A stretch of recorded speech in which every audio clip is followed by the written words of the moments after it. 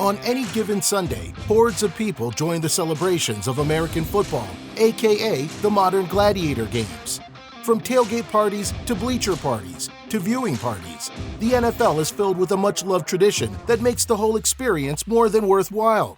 Aside from the all-out chanting and sidebar heckling, there's no instance that is filled with so much happiness than the beloved celebration that comes after making that needed touchdown, a moment that is shared by countless fans. These invigorating celebrations represent nothing but pure joy. However, in the last decade, the purveyors of the NFL have been regulating these celebrations more and more, throwing flags and fining players for those who fail to abide. While the NFL has in fact given consideration on certain touchdown celebrations that used to be illegal in the past and are now considered okay, such as premeditated group celebrations or players going to the ground as if they fell asleep, many celebrations are still considered a big no-no. This is Sports Surge, and in this video, we're taking a look at banned touchdown celebrations in the NFL.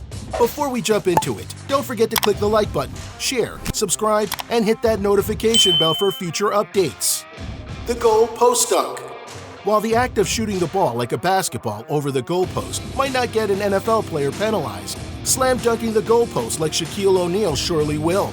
Aside from it being considered unsportsmanlike conduct, to dunk the ball over the goalpost, this is a strictly enforced rule in the league owing to the fact that the players who have done this, in numerous occasions, left the goalpost crooked due to the act. The risk of moving the actual goalpost due to dunking would always cause a delay, which is why the NFL imposes strict sanctions. In 2013, while playing for the Green Bay Packers, tight end Jimmy Graham celebrated a touchdown by dunking the football over the goalpost, which led to a penalty and a fine of $30,000. Celebrating on the opponent's logo.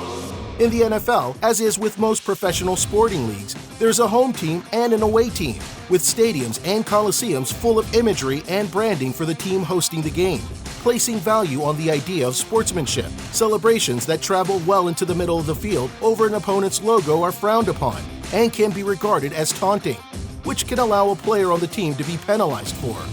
One thing a player needs to worry about when this occurs, however, is the direct impact this may have on the opposing team and their fans, especially since providing them a shiny new target isn't something a player would definitely want. Excessive celebrations. Referees who are normally charged with making sure the game is fair also have to manage the time. So while legal celebrations after a touchdown are inevitably unstoppable, the duration of these celebrations are monitored. This means players and teams that have drawn out salutes to their victories can and will be penalized for prolonged and excessive celebrations or demonstrations. And while flags may not dampen the moment, it may, however, lead to an unwanted advantage to the opposing team, especially in crucial moments, which is why it's recommended to subdue the desire for over-the-top celebrations. Violent imagery. A celebration of a touchdown is a fun and victorious thing.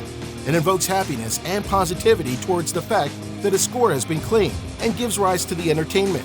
The NFL frowns upon celebratory acts that invoke violence and taunting, as that's surely not entertaining but threatening. Movements such as a knife stabbing or throat slashing are absolutely not condoned.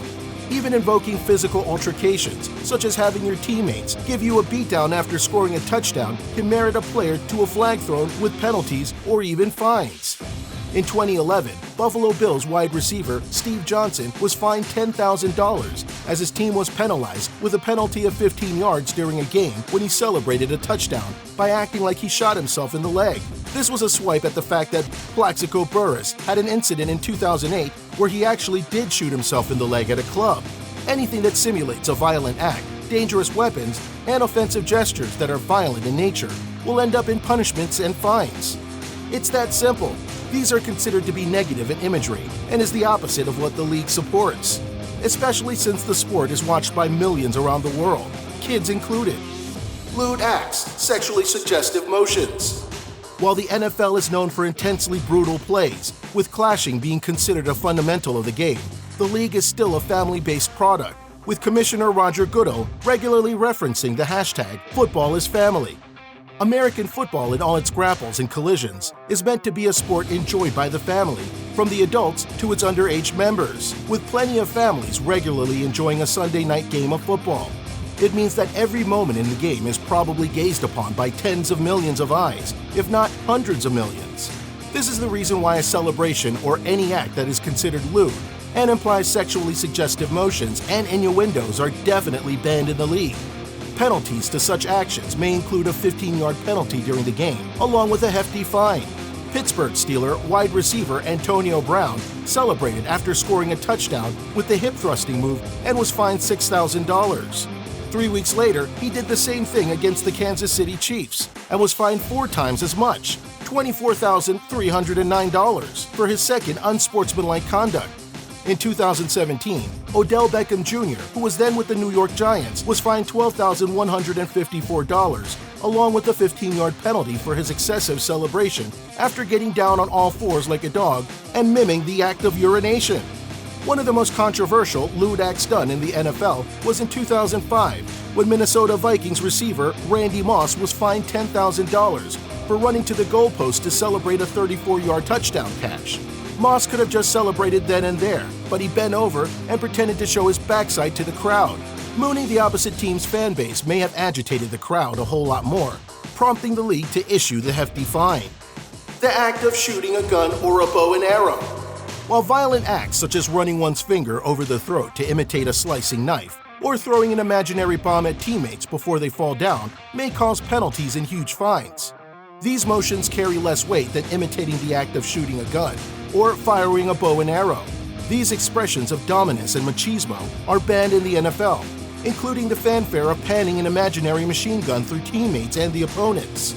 The imagery of shooting someone is deemed as a negative act, especially in a country that has the biggest gun-related incidents in the world. Imitating or initiating such violent acts can lead to severe penalties, fines, and even suspensions. In 2011, Eagles linebacker Brian Rowley pretended to shoot a machine gun after making a big play and was fined $10,000 for it. The same thing happened to New Orleans Saints wide receiver Brandon Cooks, who uses a trademark bow and arrow touchdown celebration, who was also fined $10,000 by the league for the gesture.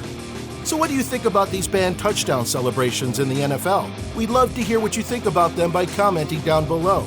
And if you're new to the channel, give us a thumbs up, share, subscribe, and ring that notification bell for more updates. Until next time.